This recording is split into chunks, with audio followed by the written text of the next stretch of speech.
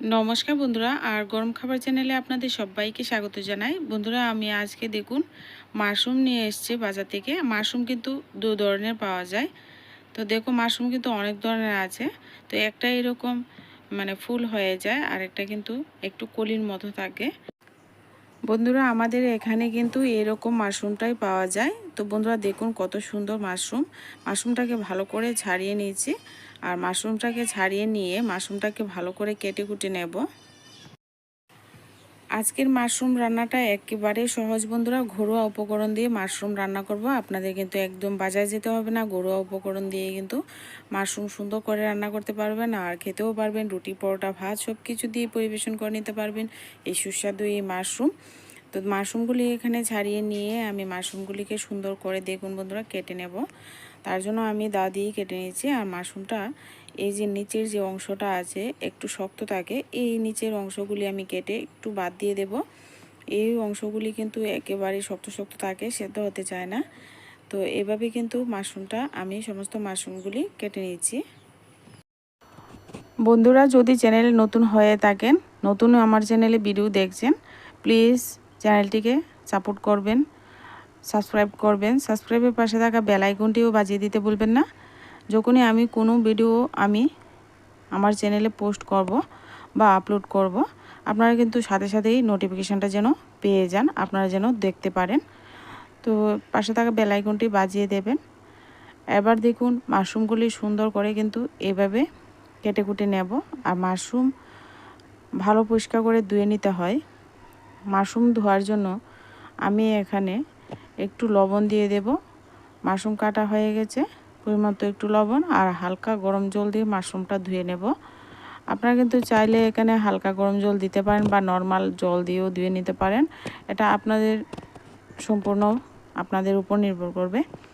এবার ভালো করে মাশরুমটাকে পরিষ্কার করে ধুয়ে নেওয়া হয়ে গেলে আমি মাশরুমটাকে ভালো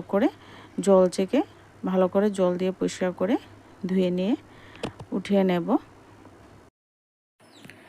মাশরুম রেসিপিটা কিন্তু খুব উপকার দেয় শরীরে, খুবই উপকারী একটা রেসিপি। অবশ্যই বন্ধুরা বাড়িতে আপনারা ট্রাই করবেন রেসিপি করে খাবেন।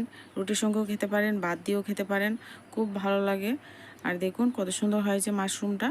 এবার আমি চুলায় কড়াই বসিয়ে দিয়েছি পরিমাণ মতো। এখানে সাদা তেল দিয়ে রান্নাটা করছি, আপনারা সর্ষের তেল দিয়েও করতে পারেন। এবার এখানে পরিমাণ মতো একটু লবণ আর হলুদ দিয়ে মাশরুমটাকে একটু ভেজে নেব। আপনারা ভেজে নিতে পারেন, আবার ভেজেও রান্নাটা করতে পারেন। আমি একটু ভেজে নিচ্ছি, এতে করে কিন্তু খুব ভালো লাগবে খেতে। তো এবার দেখুন মাশরুমটা দিয়ে একটু সময় নাড়াচাড়া করে দিয়ে কিন্তু মাশরুমটাকে ভেজে তুলে নেব। তো এখানে কিন্তু একদম করকরে ভাজার কোনো দরকার নেই, এমনিতেই একটু নর্মাল একটু ভেজে নিলেই চলবে। তো এবার মাশরুমটা উঠিয়ে নিচ্ছি।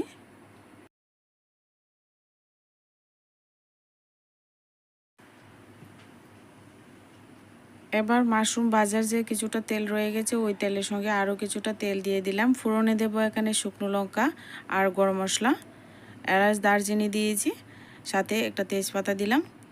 এবার ফোড়নটা একটু সুন্দর গন্ধ আসা পর্যন্ত কিন্তু ভেজে নিতে হবে। যখন সুন্দর একটা গন্ধ আসবে তখন কিন্তু এখানে একদম ছোটো ছোটো করে কেটে রাখা পেঁয়াজ কুচি দিয়ে দিলাম।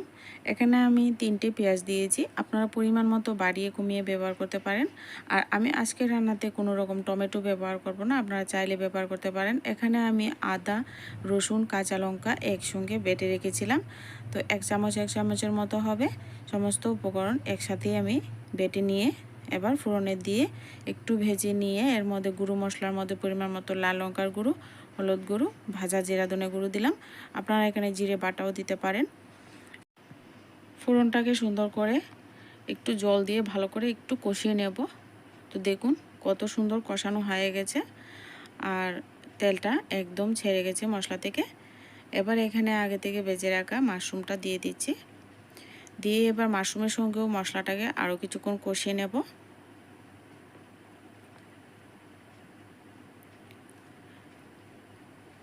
কিছুক্ষণ মশলার সঙ্গে ভালো করে মাশরুমটাকে একটু সময় অপেক্ষা করে ভেজে নিয়ে সুন্দর যখন ভাজা ভাজা হয়ে যাবে, দেখুন কত সুন্দর হয়েছে মশলাটা, একদম মাশরুমের গায়ে লেগে লেগে গেছে। তো এরকম ভাজা ভাজা হয়ে গেলে এখানে আমি পরিমাণ মতো জল দিয়ে দেব। এখানে হালকা গরম জলটা দিয়ে দিলে সবচেয়ে বেশি ভালো হয়। এবার আমি একটু নাড়াচাড়া করে দিয়ে পরিমাণ মতো লবণটা দিয়ে দেব। এবার একটু নাড়াচাড়া করে দিয়ে ঢাকনা চাপা দিয়ে ঝোলটাকে 3-4 মিনিট ভালো করে ফুটিয়ে নেব, যেন মাশরুমগুলি সুন্দর ঠিকঠাক সেদ্ধ হয়ে যায়। তো 3-4 মিনিট অপেক্ষা করে তারপর ফিরে আসছি। 3-4 মিনিট অপেক্ষা করে তারপর ফিরে আসলাম।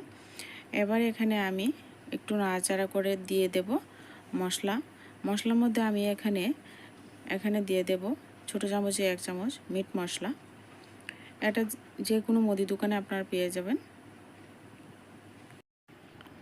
মশলাটা দিয়ে একটু সময় নাড়াচাড়া করে নেব। নাড়াচাড়া করে দিয়ে ভালো করে মশলাটাকে মিশিয়ে দিয়ে এবার চুলার আঁচ বন্ধ করে দেব আর ঢাকনা চাপা দিয়ে 5 মিনিটের মতো রেখে দেব। তেজপাতাগুলি উঠিয়ে ফেলে দিচ্ছি, আর কোনো প্রয়োজন নেই তেজপাতার। এবার কিন্তু ঢাকনা চাপা দিয়ে ঢেকে রেখে তারপর স্ট্যান্ডিং টাইম দিয়ে নেব একটু সময়। দেখুন বন্ধুরা, রেসিপিটা কতটা লোভনীয় হয়েছে। আর এই লোভনীয় রেসিপিটা যদি ভালো লাগে, রুটি পরোটা ভাত সব কিছু দিয়ে আপনারা পরিবেশন করতে পারেন। ভালো লাগলে ভিডিওতে লাইক করবেন, কমেন্ট করবেন, আর চ্যানেলটিকে বন্ধুরা সাবস্ক্রাইব করতে ভুলবেন না। আজকের ভিডিওটা এ পর্যন্তই, দেখা হচ্ছে নেক্সট ভিডিওতে। ভালো থাকবেন, সুস্থ থাকবেন।